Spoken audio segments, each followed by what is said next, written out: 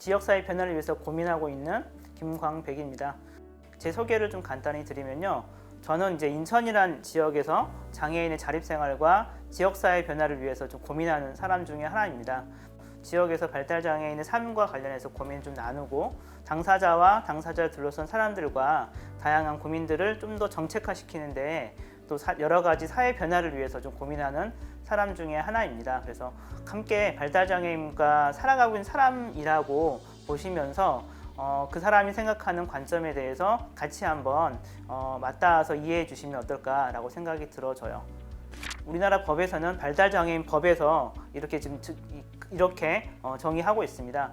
법에서는 지적장애인, 그리고 자폐성 장애인, 소화기 자폐증, 비전형성 자폐증에 대한 이야기를 좀 다루고 있고요. 그 다음에 통상적으로 발달이 느리거나 지체된 사람들을 발달장애라고 정의 내리고 있는데요.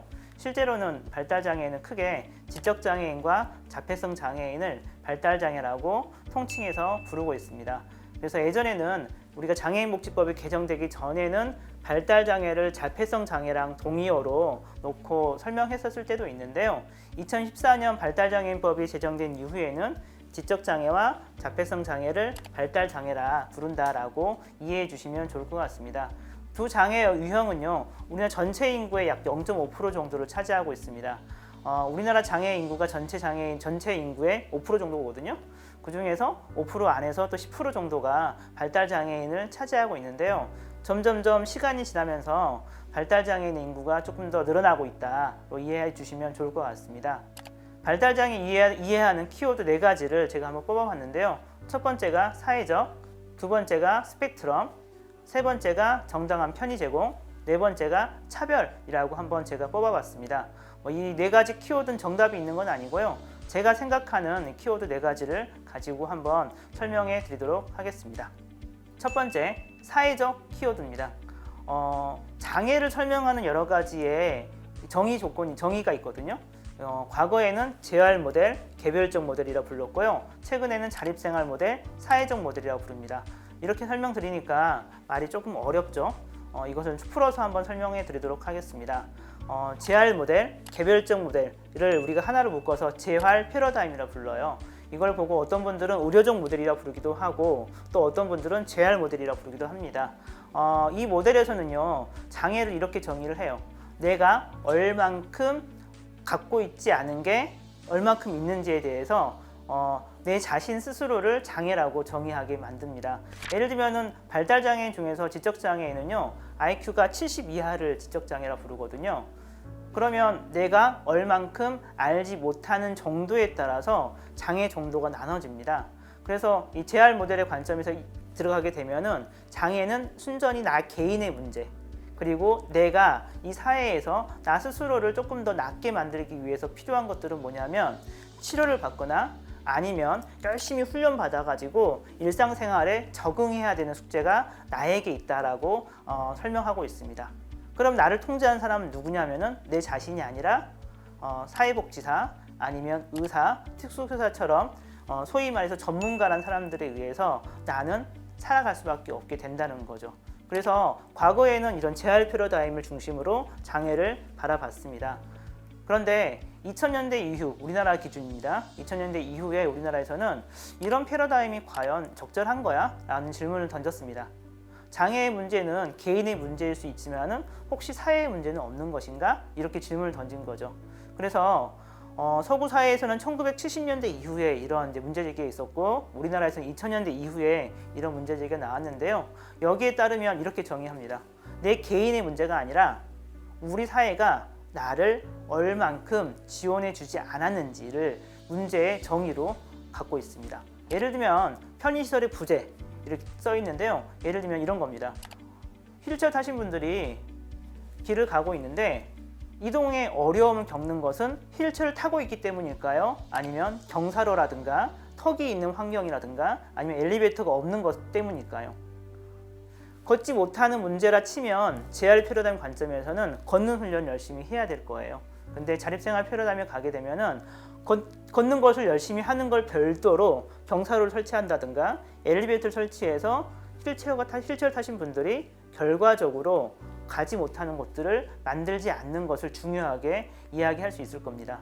그래서 자립생활 패러다임에서는 제일 중요하게 보는 게 당사자입니다. 내가 나를 통제하고 내가 나를 설명하게 하고 내가 나에 대해서 충분히 지원받을 수 있는 환경, 그리고 법과 제도, 사람들이 장애를 바라보는 인식들을 바꾸는 것을 매우 중요하게 보고 있습니다. 그런데 좀 시간이 지나면서 이런 자립생활 패러다임이 신체 장애가 있는 분들한테는 적절해 라는 어떤 이제 답이 나왔거든요. 그런데 발달 장애가 있는, 소위 말해서 정신적 장애가 있는 분들한테는 이런 자립생활 패러다임이 과연 적절할까? 라는 이제 질문들을 던진 분들이 되게 많았어요. 그래서 세 번째 나온 패러다임이 바로 자립생활 지원 패러다임이에요. 여기서 제일 중요하게 보는 건 뭐냐면, 장애는 개인에게 있을 수 있지만 개인을 둘러싼 사람들과의 관계가 잘 협력되지 않은 거야. 이 사람들이 장애가 있는 발달 장애인을 적절하게 의사소통하지 않고 지원해주지 않는 거야. 이게 바로 발달 장애인을 우리 사회적으로 발달 장애가 있는 사람으로 만드는 거야 라고 문제를 정의하기 시작했다는 거죠. 그래서 자립생활 패러다임은 나 개인이 중요했다 치면, 자립생활 지원 패러다임에서는 발달 장애인과 발달 장애인을 지원하는 사람들 간의 관계와 과정을 매우 중요하게 생각하고 있습니다. 그래서 이 관계와 과정이 어그러지기 시작하는 순간 바로 발달 장애는 사회적으로 큰 장애로 이어질 수 있다라고 정의하고 있는 거죠. 이게 첫 번째 키워드의 사회적인 의미에서 장애를 정의하는 관점입니다. 그래서 발달 장애인이란 이렇게 정의해요. 사회적 관계가 취약한데 그것을 보완해주는 좋은 지원이 없는 것을 발달 장애라고 저희는 정의하고 있는 거죠. 어떤 장애가 있는 분, 지적 장애인, 자폐성 장애인이 심리적인, 인지적인 어려움이 있는 건 개인의 문제일 수 있어요. 근데 그 개인이 사회적으로 관계 맺음을 함에 있어서 그 부족함을 채울 수 있는 사회적인 관계망이 약한 것, 그 사람을 지원해 줄 수 있는 전문가가 부재한 것, 이런 것들이 좋은 지원이라고 할 수 있겠죠. 그리고 우리가 발달 장애인을 적절하게 이해하고 지원하는 것이 바로 좋은 지원이라고 설명할 수 있습니다. 그래서 발달 장애는 이렇게 정의해요. 뭐뭐하지 못하는 사람들이 아니라 뭐뭐하지 못하게 만든 상황과 환경이 무엇인지를 계속 우리가 따져 묻고 사회적으로 그 하지 못하는 상황과 환경을 계속 만들어가는 고민들을 하는 것이 중요하다라고 이야기하죠. 그래서 첫 번째 키워드의 사회적인 키워드는 바로 그것을 우리는 설명하고 있습니다. 두 번째 키워드는 바로 스펙트럼입니다. 여기 그림에도 나왔지만은 무지개빛 스펙트럼이 있죠. 무지개 색깔은 본디 몇 개였을까요? 우리나라 동양권에서는 옛날 5개였다고 합니다. 궁상각취우 이렇게 5개음이 있었잖아요. 서구 사회에서는 7개라고 했었다고 해요. 무지개 색깔은 7개인지 5개인지는 중요하지는 않습니다. 우리 눈에 보기에는 7개처럼 보이기도 하고 5개처럼 보이는 게 중요한 거죠. 발달 장애인을 이해할 때 우리가 그 사람이 발달 장애, 지적 장애인이야, 자폐성 장애인이야, 이게 중요한 게 아니라 그 사람의 이름, 나이, 무엇을 좋아하고 무엇을 싫어하는 것을 아는 게 매우 중요합니다. 특히 이 영상을 보시는 분들은 고용과 관련해서 계속 발달 장애인을 지원하실 분인 거잖아요. 그러면 더더욱더 그 사람이 그 일에 적합한지 안 적합한지, 그 일을 하는 데 있어서 필요한 게 무엇인지를 먼저 따져 묻고 알려고 하는 게 중요하지, 그 사람이 지적 장애인이기 때문에 이거 못할 것 같은데, 자폐성 장애인이기 때문에 이거 못할 것 같은데 라고 말씀하시는 것은 별로 크게 도움도 되지 않을 뿐더러 별로 우리가 앞으로 고용 현장에서 발달 장애인과 만남에 있어서는 도움이 되지 않는 편견에 불과할 거다라는 말씀을 꼭 드리고 싶어요. 그리고 우리나라 발달 장애인을 정의하는 등급을 매기는 과정들이요, 아주 전문적이고 아주 디테일하지 않습니다. 그렇기 때문에 발달 장애를 정의 내리는 것보다는 그 사람이 어떤 사람인지를 먼저 이해하는 게 중요하다라는 말씀을 꼭 드리고 싶어요. 세 번째 키워드는 전당한 편의 제공입니다. 이 두 가지 그림 많이 보셨을 것 같아요. 왼쪽은 평등이란 뜻의 이퀄리티의 그림이고요. 오른쪽은 공평이란 뜻의 이퀄리티란 뜻의 그 사진 그림입니다. 왼쪽과 오른쪽 그림은 많이 유명한 그림이긴 한데, 제가 강의할 때나 어디 가서 설명드릴 때 어떤 그림이 마음에 드세요? 라고 많이 물어보거든요. 대부분 다 오른쪽 그림들을 선호하십니다. 그 이유는 뭐냐면 3명이 다 야구를 똑같이 보고 있기 때문에 그럴 겁니다. 근데 우리 사회는 실제로 그렇게 이루어져 있을까요? 왼쪽에 평등의 관점에서 우리 사회가 많이 만들어져 있는 것 같아요. 의자는 똑같이 배정해 놓고 야구는 알아서 봐봐 라고 하고 있습니다. 근데 우리나라 법에서는요, 이것을 장애인 차별로 간주하고 있습니다. 왜 장애인 차별이냐면요, 정당한 편의 제공을 하지 않기 때문이라고 이야기하죠. 결과적으로 어떤 장애인이 어떤 환경에서 비장애인과 유사한 형태의 활동을 참여할 수 있는지 없는지를 따져 묻거든요. 근데 왼쪽 그림에서는 의자를 똑같이 놓기 때문에 키가 작은 사람은 야구를 결과적으로 볼 수 없잖아요. 그러면 동등하게 활동에 참여할 수 없다라고 간주하고 있습니다. 장애인 차별금지법 제4조에서는요, 차별 행위에서 정당한 편의 제공하지 않았을 때 차별이라고 간주하고 있습니다. 그래서 우리가 장애의 차별을 바라볼 때 정당한 편의 제공하고 있을까? 그러면 발달장애인에게 있어서 정당한 편의 제공은 도대체 뭘까? 한번 생각해 보시면 좋을 것 같습니다. 근데 되게 어려워요. 왜 어렵냐면은 발달장애인은 아까 스펙트럼이라고 말씀드렸잖아요. 잘하신 분도 있고 못하신 분도 있고 다양한 유형의 분들이 계시거든요. 그렇기 때문에 한 가지의 어떤 정당한 편의 제공만 가지고 이 사람에게 했다 안 했다를 이야기하기가 어렵습니다. 그렇기 때문에 장애가 아니라 사람을 먼저 이해하는 게 중요하다라고 또 말씀드릴 수 있겠죠.